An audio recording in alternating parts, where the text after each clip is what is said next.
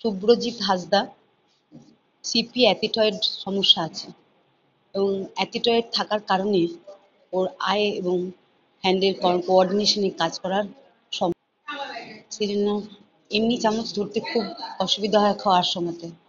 খাবার তুলতে পারলেও সেটা মুখ পর্যন্ত নেওয়ার সমস্যা হয়।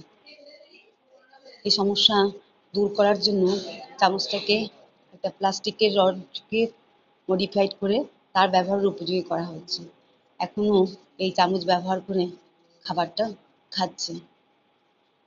সমস্যা অল্প কমেছে, কিন্তু সমস্যাটাকে ওভারকাম করে শুভ্রজিৎ ওই চামচটাই ব্যবহার করে নিজের খাবার খেতে পারছে। Break Free Solutions, brought to you by Project Discovery, supported by Enable India and Google.